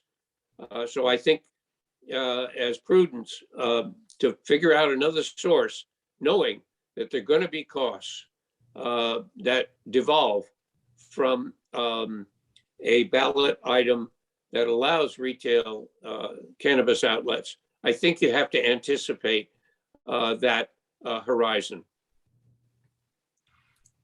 I'll chip in a little bit there. Yes, the House is responsible for the position that we now have in the cannabis bill, and that's unfortunate. It's almost impossible to predict what the Senate is going to do, but I agree with Representative Anthony. If we can't get a provision that allows communities to impose a tax on a cannabis establishment, and have to have a backup plan. And I think what you're talking about is a good idea with a local option tax, and I certainly would encourage you to pursue that, because the outcome of the bill is uncertain. Thank you. Councilor Booton? Well, hopefully you can get it passed where there is the taxes on it. But the question that I have for you guys is, and I'm hearing this about the dispensaries, the burdens that are going to be put on the city. So on one hand, we're hearing that, this is going to be a great, wonderful boon for, the community. And then I'm also hearing you guys saying that there's burdens. So can you elaborate on what the burdens are of the dispensary so that our public can know as we're going to vote for this in March? Well, with the dispensary, there's always the potential of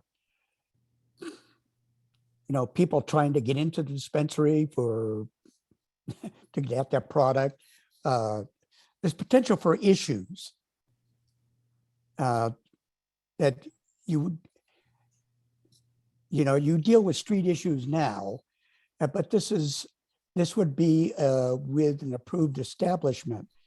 And so, I don't know, we're kind of projecting that it may not happen, but they're kind of projecting here that there may be issues with having an establishment in a community.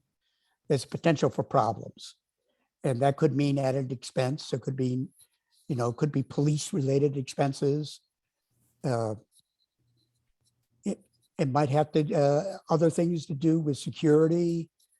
I don't know the full impact of that. But I can't give you a very clear answer on that, Councilor Booton. But I think we have to be aware that if we do allow such establishments, there is a potential for other issues. And I'm in favor of having the community vote on whether to allow that establishment or not. I think that's entirely up to the community. Representative Anthony, was there anything else you wanted to add for that? Yeah, my 2 cents is part of what's driving all this, and I'm sure Councilor Booton knows this, is to essentially bring the black market into a legal market. Mm-hmm. But in doing so, there's no reason to believe that the burden on the public safety constabulary is going to lessen. If anything, it may increase. And as you well know, former Chief Bombardier repeatedly has been in front of the council asking to upstaff personnel. It would be very surprising to me if we do host any of those establishments and vindicate state policy to bring the black market out into a legal market, that there wouldn't be increased justification for the kind of request that you folks have heard year after year after year. That's what I mean by additional costs. So, council, are there other questions that you have for things that are before the legislature? Well, yes. Oh, hold on, Michael. Councilor Stockwell? I just wanted to ask about the, rental registry. Do you think that's going to pass this year? Well, let me address that. That's my committee. We're going to work on it. That's one of the priorities of our committee. As you know, Barre City has an advantage here. Barre City does have a rental registry, and it does have professional inspections. The vast majority of the state does not do that. There are only 4 communities that have that advantage in the entire state. And typically, it falls upon the town health officer to do those duties. And my wife was that in North Callis. She had that duty, and she hadn't had any particular training or anything. So that we're hoping. That was S79, I believe. So we're going to rework that bill and see if we can make that happen. Because a complaint, we've been talking about housing in a much more general issue here. One big complaint that we have from the Housing Finance Agency, from the landlord agency, and many others is that we have no idea how many rental units there are in the state. And one big advantage of a rental registry would be to have a handle on just what actually is available in the state of Vermont. Right now, we have we have an approximation, which is probably accurate to within a couple of thousand units. And that's just unacceptable. So we're going to try to get that to happen. Yes, that's pretty important. Yeah, and just to clarify, I believe if this goes through, we would be able to still operate our rental program as it is. It would just be right. It yeah. would not affect Barre City, St. Johnsbury, Burlington, and I forget the 4th community. It would not affect you at all. Councilor Booton? Yep. This is going to be a question specifically at Peter Anthony, and then I have a question specifically at Tommy, which at this moment he will smile because he knows what I'm going to ask. I do. So the question that I have for you, Peter, is as we were just talking about charter changes, and I know that like 409 for the capital improvement plan is something that city council can already do. Will you also use that same logic that you used for not pushing forward the flag charter change last year as you will for pushing this charter change through? Or will it be a completely different type of thing? Because I know there was some conversation. I can't remember if it was with you personally or if it was during the GovOps actual meeting where you said that you weren't sure that the city knew what they were voting for on that charter change. But I'm just curious, are you going to apply that same logic to this particular language as you would as for a charter change that restricts council? No. Is there a reason why? Yes, the aforementioned proposal was actually an attack, to put it strongly, on the ability to decide in the future by the council ordinances involving city property. In other words, it actually constrained democratic decision-making. I consider that to be really pretty unusual and exceptional, unlike a choice about capital improvements. That wasn't the terminology and the logic that you used when you talked to me about it, but that's okay. So that's fine. It's interesting, you know, put to a public vote, it was a democratic process. So that's fine, whatever. We'll move on from that and I'll ask the question that I want to ask Tommy. Can I give you the answer already, Counselor? Since I probably know your question. But we don't, Tommy. What's the question? Okay, I'm sorry. Go ahead. He knows the question. He can answer it. No, but Michael, the public doesn't. What's the question, Michael? What's the status on my raw milk, man? I tell you, I can ask the chair of the Agriculture Committee again, but it's the same person. She probably hasn't changed her mind. She wasn't interested. So it wasn't going to go anywhere. Sorry.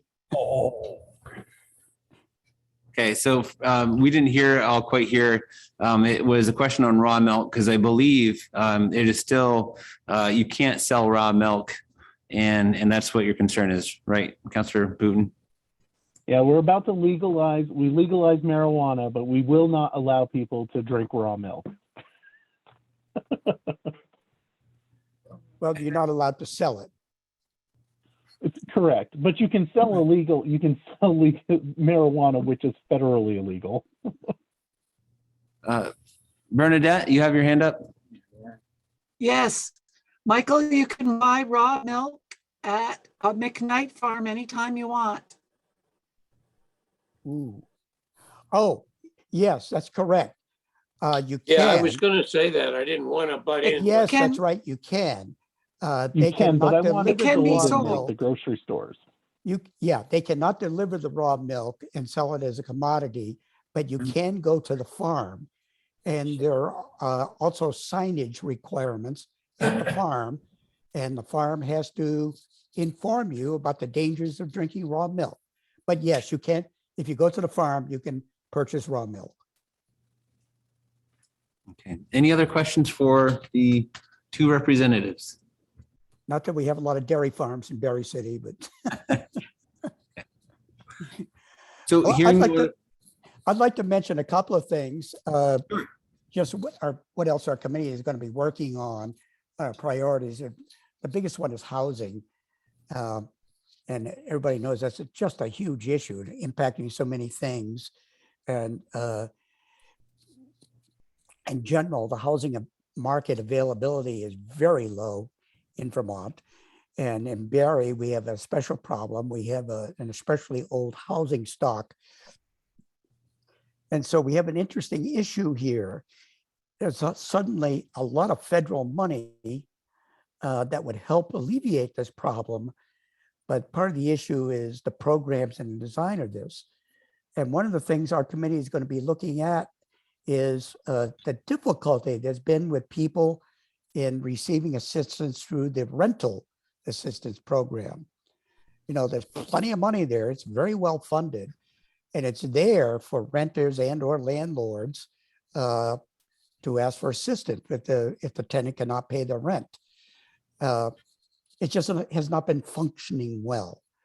And so our committee is going to be taking a hard look on how to make that better, especially if you're a low income family and you don't have computer skills. It's really difficult to get through the system and make things happen. So we'd like to see if we can cut some red tape and make that better.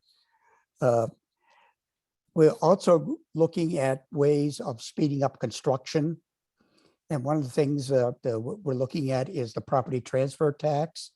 By statute, the proceeds from the property transfer tax, is supposed to go into funding housing. Well, there's a notwithstanding clause, which means that every budget, a certain percentage of that property transfer tax gets siphoned off to do other things. And so it's been on our committee's agenda for quite a while to get that to be 100%. Let's get 100% of the property transfer tax to where it will really do the most good in helping to create more housing. So that's another big item for us. And this doesn't impact, this item doesn't impact Barre City citizens very much, but it's interesting. We are the only state that elects our adjutant general, the commander of the National Guard, and we're coming up on that election again. It's just a unique thing that Vermont does, that the legislature elects the person in charge of the National Guard. And that's my committee again. Right, that's in the Veterans Affairs part of it. So what would be the process if they're not elected? Typically, they're appointed. And usually that's by the governor with the advice of a board. I will support you in making that change. Well, we probably won't be able to make that change, but we want to make sure that the election is fairer. We've made some changes recently, but until very recently, you didn't have to be in the military. And so we've changed that. You have to have a rank of at least a lieutenant colonel, and that there is an advisory board that vets candidates.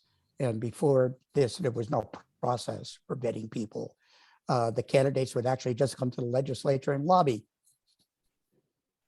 So just as a comparison, imagine, which used to be the case, the commissioner of the Department of Health didn't have to be a doctor.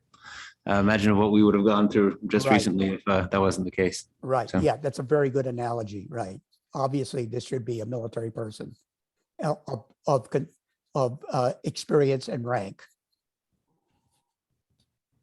So anything else, Tommy, you wanted to add?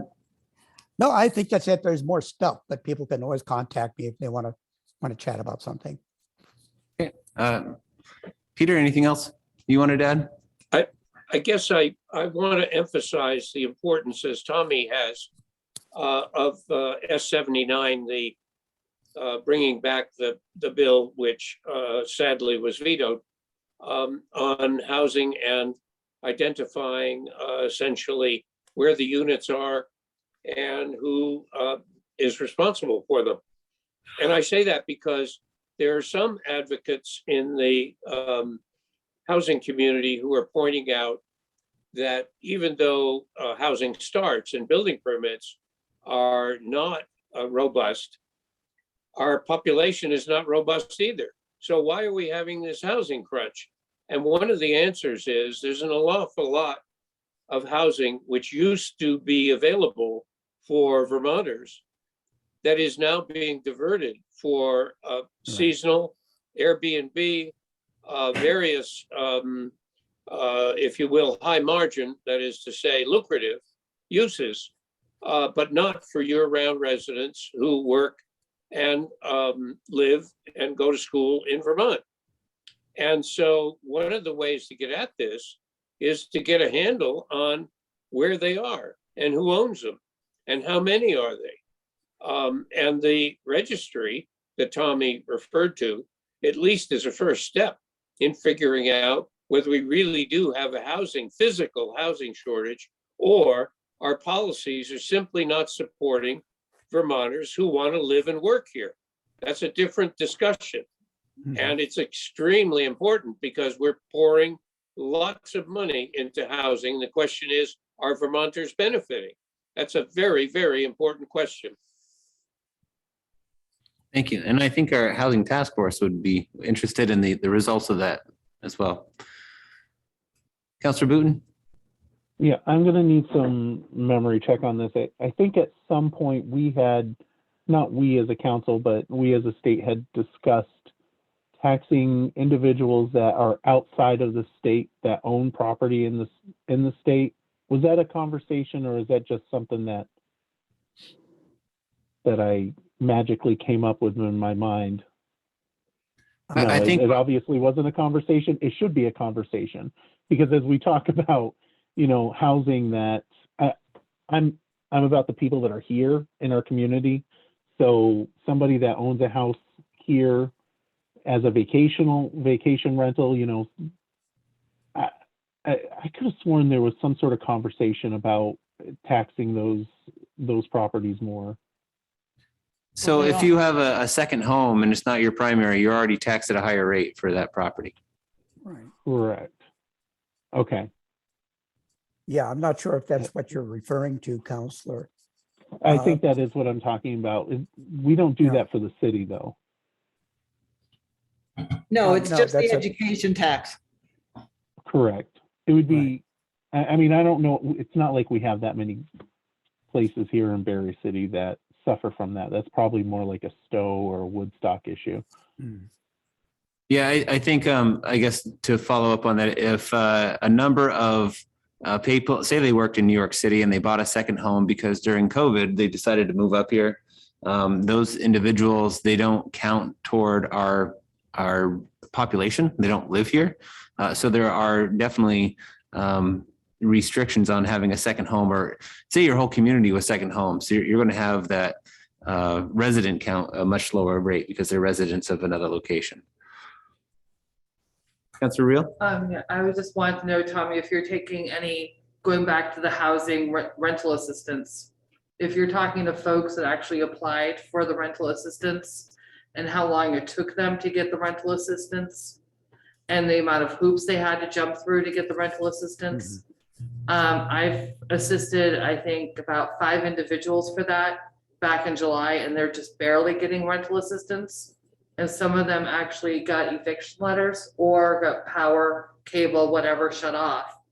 And did everything they could to get rental assistance, and had to have their landlords also jump through hoops to get the rental assistance. And they did have computers, they did everything they had to do, but it just took months and months for them to get the assistance they needed. So I'm just putting that in the back of your mind that people can actually give testimonials about how that system did not work for them. Yes, and it's not just low income. You're absolutely right, Counselor. And we have been hearing from these people and their landlords who are often sympathetic with the issue, but the landlords need an income. And we've heard of people that have gone 6 or 7 months without a resolution. And meanwhile, a landlord can start an eviction process, which could be totally unnecessary if the system would just unclog and free up the money. Yeah, it's a mess. And it's one of the reasons why I want to look at it. Why is it being so difficult? Thank you. We're hearing lots of horror stories, believe me. Are there any other questions for the representatives? So hearing none, both Representative Anthony and Representative Waltz, I do want to thank you both for coming in. Representative Waltz, I'm probably going to reach back out to you as we discuss housing more here. We're looking at using ARPA funds for possibly housing. So as that moves forward, we just want to make sure that we're using it for something that's different than what the state is providing. We don't want to have a program that is duplicating what you're already doing for efforts. Right, I'd be happy to be part of the conversation. Thank you. Okay, council, we are now moving on. And as I've noted to the others, Tommy and Peter, if you don't want to stick around, you don't have to, but thank you for coming. Thank you very much. So council, moving on to item 9F, we do have two sub-bullets and I just want to take these items as separate items. So this is discussion of and/or approval to disband two different bodies of the city. One of them is the Animal and Fowl Task Force. If you remember, we set up the task force in order to address the ordinance, and we passed the second reading of the ordinance tonight. So I would look for a motion to disband the Animal and Fowl Task Force. So moved. Make a motion. I'm just picking. There you go. Any discussion? Well, just add in there, thank you for their service. Yeah, it was great to get a group together and come to a resolution on that particular item in general. So all those in favor, please signify by saying aye. Aye. And opposed, nay. Thank you very much. And now we'll move on to the dog park committee. Krista, do you want to come on up? So council, this one was on the agenda as the committee is currently down to 2 members. From my last conversation with Jeff Cochran, who's the chair, he had noted that the committee is going to keep basically doing what they're doing if there were a committee or not. But I know Krista had some questions too that we were talking about right before the meeting. And so if you want to bring those up now, Sure. we can address those. I'm Krista Murray. I'm the secretary and treasurer of the dog park committee. Jeff Cochran couldn't make it tonight, so I'm here in his place. I tried to look online at the website to try to figure out what exactly happens for a disbanding, because we currently have money in an account, and we want to know what's going to happen with the dog park, because Jeff Cochran, maintains it, mows it on his own time with his own dollar. So we want to make sure that, by disbanding it, that it just doesn't fall by the wayside. Yep. So 2 questions there. First one, I'm going to ask the clerk. Do you know of an account that is set up through? There are actually 2 accounts, I believe. They had an allocation out of the Semper Bond Fund. I looked at that earlier today. There's a little over $500 left in that. And then the second is it's a combination of some individual donations. There was an Applebee's fundraiser. There were a couple different things that raised some funds.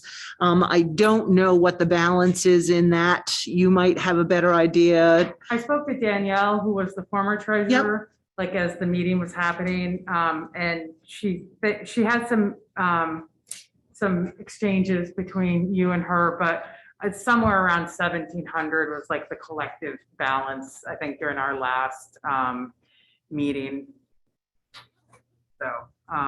So we have some funds, and we just don't know, what's going to happen. I mean, if we stay, do we have any meeting requirements, as staying as a committee, because we haven't had a meeting, because it is just Jeff and I, and we correspond anyway.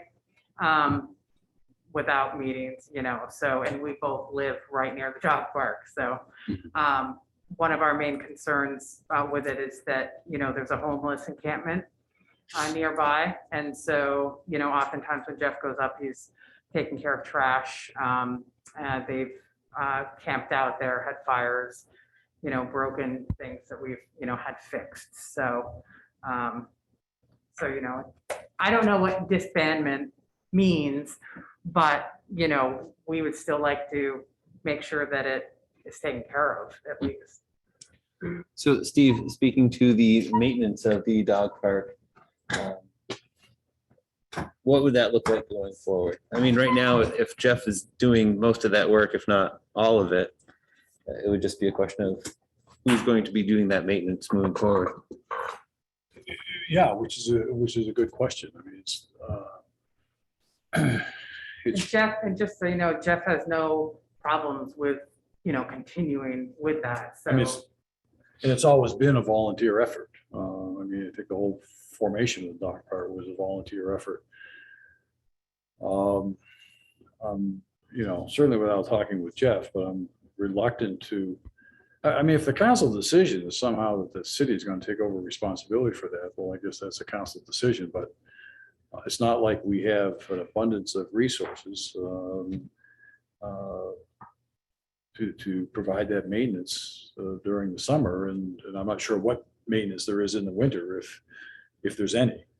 Yeah, I mean, I think, it's, the gates get broken, but it's, the snow, people trying to get in to use it anyway, so. And, we had some last year. I'm not sure about this year, but, Jeff just went up and fixed it, so. And we have these funds, what happens to the funds, or should we revisit this in a year? And, Jeff and I work on some of the, we would talk about putting up a sign. I know Bill Ahern was going to come in and lay some stuff down in where it, gets soggy, but, with COVID and everything, I'm sure that falls by the wayside. So Jeff and I have no issues with continuing it, on our own, as long as there's no issues with there only being two of us and not having meetings. So council, questions, thoughts? Is there any, I'm sorry.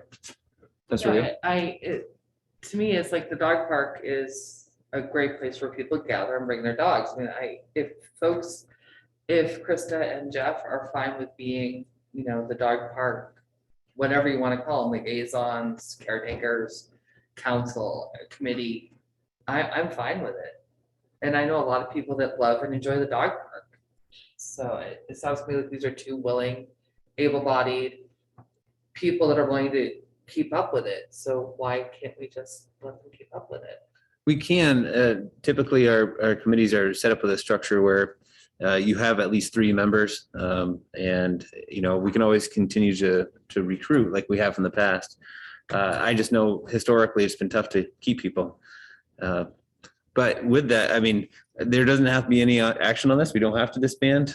I do think that there might be some questions on, the total funding and how it's kept. Council recently discussed at our budget meeting not funding initiative for committees, and it's not in the budget currently. So those are funds I believe you've actually raised. Originally, there was an amount that was provided, but you've raised through different efforts to support the dog park. Yeah. In addition to the 500 or so that's in the Semper Bond bequest. What do the funds get used for? So the latest funds that we spent were on a covered structure up there. So there's a small dog side and a large dog side, and they built the structure over the two with picnic tables and stuff, so that if you are bringing your dog up there and it's raining, you have some cover. But again, it will oftentimes be used by some of the encampment people that are nearby.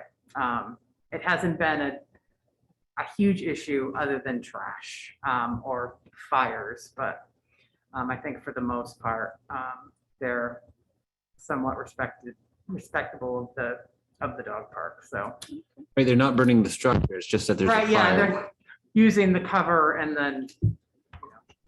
But yeah, that was the last thing that we had spent money on. Prior, at one of our last meetings, we talked about, putting a sign, because if you've ever walked down the bike path there, you don't really know it's there unless you're like looking down in for it. So we talked about having a sign, putting up a sign that that points you in that direction. And We've always wanted water and light, but because of the location, it's really just not feasible. So. Unless we get some solar lights, and that would help for a little bit. And the only other option I think was, and I don't know if it's sanitary, is there's a little stream next to it and pumping some water up through. But again, they would both have to be looked into. Right, yeah, and I mean, even if you have lights at the dog park, you still don't have a lighted walkway to the dog park. So, you know, we can have lights there, but is anybody gonna want to walk down to it? So. Councilor Booton? Yeah, I'd say just leave the dog park committee the way it is. And if you guys make any formal decisions, just warn for a meeting. And of course, keep it on the list as there's positions available. I don't see, if it's not broken, I say we just leave it the way it is. Yeah, so Council, just for comparison, most other committees, they do have set schedules. They say they meet at a certain day and time. This would mean that this is a committee and we're noting it in public. They would be meeting as needed in order to address those items with the funds in order to fix fences and make the other purchases that are necessary. My only question is an open meeting law question. Could they convene a meeting with just two people? Yeah. But they just have to agree. Yeah, no, I just didn't know if there was. We probably wouldn't have a meeting unless we wanted to talk about something we agreed upon. That's right. But with that said, if somebody else, maybe like a counselor with a dog that might want to join the committee to help with the dog park. Oh, Teddy? Can't they love that? You are correct. That is a correct statement. Mine's cuter, by the way. I'm just gonna. If you're volunteering me for a committee, that means my dog is cuter. So I assure you that's not the case, but sure. No. So for another Your dog night. is probably friendlier. So we'll just put it out there to Most say that we'll continue to try to have more people involved. So, you know, it's tough too to put everything onto volunteers. So, you know, if we can make sure that you have other supports, we'll try to make sure that is in place. Sure. Okay, so I'll take that there is no action on that item. Okay. But thank you for everything you do. My dog loves dog park. You're welcome. And thank you for sticking around for. No the meeting. problem. Thank you. Thank you. Okay, council, we are now at roundtable and I do not see a need for an executive session. So I'll start on the screen. Councilor Booton, do you have anything? Yeah, I'll just make the comment that, you know, every dog is beautiful in their owner's eyes. And, you know, obviously my dog in my eyes is beautiful, but Councilor Wozniak believes his dog is beautiful as well. I will confess that his dog is far more friendly than my dog. Aggressively friendly. I want to wish everybody a Merry Christmas and Happy New Year. Thank you. Councilor Real? Happy solstice to everybody and happy holidays, and hope everybody is safe traveling or doing what they need for the holidays. And remember, if you haven't got your booster or you haven't got vax, please do so. And please be safe and socially distance and wear a mask and every opportunity. And with that, I'll pass. Sean Bell? I don't think I can say it any better than it's been said so far, so I'm going to pass also. Happy holidays, everybody. Yes. Happy holidays, and my dog is super cute. Oh, here it is. I'm really excited about the housing move in Vermont. I think that's great. There's so many things coming up. I think it has really the possibility to transform Barre. I just think that all the news, the projects that are happening in the state, the creative thinking, that's terrific. Councilor. Thank you, Mayor. Definitely Merry Christmas, Happy Holidays to everybody, and safe travels. And on the dog issue, so Lisa and I don't have a dog, but we may be pulling a fence permit this spring. So, so we're in serious discussions right now about the dog. So that's it. Negotiations continue. They're continuing. And can I give my unsolicited opinion on this? Go for an older dog that has already been potty trained and is in a rescue, and preferably older than 2 years old, because I would never go that young again. after this one. Sam, did you have something to add too? Oh, okay. So I'm just going to say, just a reminder that we're not meeting on the 28th. So we have a week off, but we'll be right back at it on the 4th. We've already discussed items for the January meetings, so we know what's coming up. And yeah, so same thing that everybody else has said. Happy holidays and have a happy new year, everyone. So with that, I'll look for a motion to adjourn. So moved. Second. All in favor? Aye. Opposed? Merry Christmas, everybody. Good night, Michael. Merry Christmas. Happy New Year. Michael.